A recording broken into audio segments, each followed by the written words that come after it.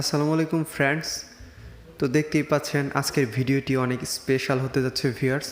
তো ভিডিওটি মনোযোগ সহকারে দেখুন ভিউয়ার্স। তো এই ধরনের স্পেশাল লোগো ডিজাইন করতে হলে ভিউয়ার্স মনোযোগ সহকারে ভিডিওটি দেখুন। তো চলুন ভিডিওটি শুরু করা যাক।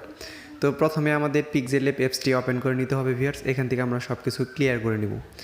তো ক্লিয়ার করার পর ভিউয়ার্স আমরা যে লেখাটি ডিজাইন করতে চাই সেই লেখাটি এখানে লিখব ভিউয়ার্স। আমি একটা ডেমো দেখাচ্ছি কিভাবে এখানে এটা দিয়ে এডিট করবেন ভিউয়ার্স। তো এখানে লেখাটি লেখার পর ফ্রন্টে যাবেন। ফ্রন্টে গিয়ে এই ফ্রন্ট ডাউনলোড লিঙ্ক আমি ডিসক্রিপশন বক্সে দিয়ে দেবো ভিউয়ার্স। ফ্রন্ট নিয়ে আমার চ্যানেলে একটি ভিডিও দেওয়া আছে ভিউয়ার্স, আই বাটনে এবং কি ডিসক্রিপশন বক্সে আমি সেই ভিডিও লিঙ্ক দিয়ে দেবো কীভাবে পিক্সেল ল্যাবে ফ্রন্ট অ্যাড করতে হয় এবং সেগুলো ব্যবহার করতে হয়। তো ভিডিওটা দেখলে আপনারা শিখতে পারবেন।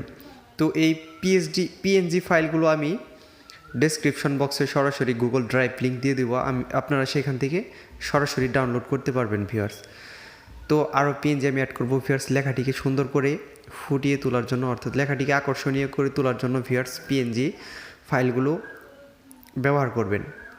তো এখানে অসংখ্য পিএনজি ফাইল আছে ভিউয়ার্স, আমি ডেসক্রিপশন বক্সে ডাউনলোড লিঙ্ক দিয়ে দেবো ভিউয়ার্স, আপনারা ফ্রিতে সেখান থেকে ডাউনলোড করে নিতে পারবেন। তো এটাকে ক্রপ করে আমি মিরর করে নিচ্ছি ভিউয়ার্স। তো এভাবে তো এটাকে যেখানে বসালে ভালো দেখা যাবে ভিউয়ার্স সেখানে বসিয়ে দিবেন।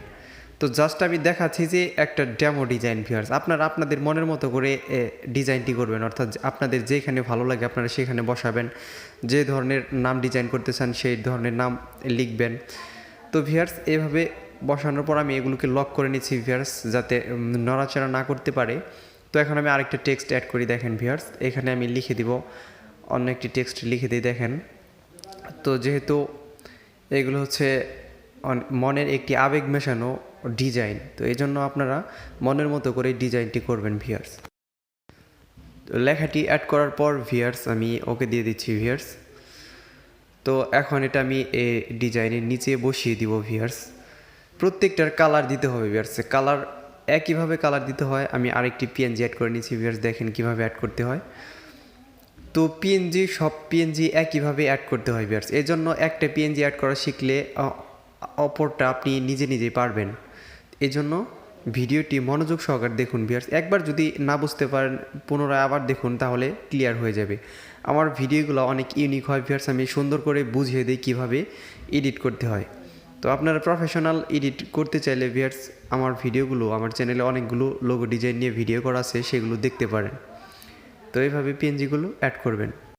তো এখন ভালো দেখা যাচ্ছে না ভিউয়ার্স, যখন কালারটা দিয়ে দিবেন তখন প্রত্যেকটা ডিজাইনই সুন্দর দেখা যাবে, এই জন্য আমি কালারগুলো পরে দিচ্ছি ভিউয়ার্স, দেখেন স্পেশাল কিছু ডিজাইন।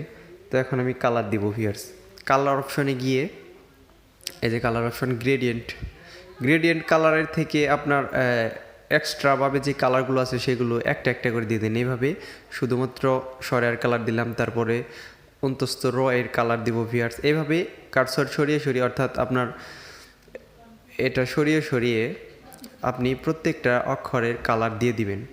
তো কালার দেওয়া শেষ হলে ভিউয়ার্স আমি যে পিএনজি ফাইলগুলো অ্যাড করছি সেগুলোকেও এরকম কালার দিয়ে দেবো, অর্থাৎ সরিয়ের সাথে যেটা লাগানো থাকবে আমি সেটার কালার সরিয়ের মতোই দিয়ে দিব, এবং যে অক্ষরের সাথে যেটা লাগানো আছে সেরকম কালার দিলেই ভিউয়ার্স সবচেয়ে বেশি সুন্দর দেখা যায়। তো এইভাবে কালারটা দিয়ে দিবেন ভিউয়ার্স। তো এই যে কালার অপশনে চাপ দিয়ে, তো এটার কালার এরকম দিয়ে দিলাম আমি। এখন এটার কালার দিতে হবে হলুদ, তো কাঁচা হলুদের গিয়ে আপনি হলুদ কালারটা সিলেক্ট করে দিয়ে দিবেন। তো দেখেন ভিউয়ার্স এখন লেখাটি অনেক সুন্দর হচ্ছে। আমি নিচের যে একটা মেসেজ লিখেছি ভিউয়ার্স সেই মেসেজটিরও কালার করে দিব, এটা গ্রেডিয়েন্ট কালার দিব, প্রত্যেকটা অক্ষরের কালার দিতে অনেক সময় লেগে যাবে ভিউয়ার্স, এজন্য আমি গ্রেডিয়েন্টে গিয়ে কালারটা দিয়ে দিব। তো দেখেন ভিউয়ার্স যে কোনো একটা কালার আপনারা সিলেক্ট করে দিলেই হবে ভিউয়ার্স। এটা তো জাস্ট একটা ডেমো ডিজাইন আমি করে দেখাচ্ছি, আপনারা যদি সময় বেশি থাকে তাহলে আপনারা মনের মতো করে কালারগুলো দিয়ে নেবেন।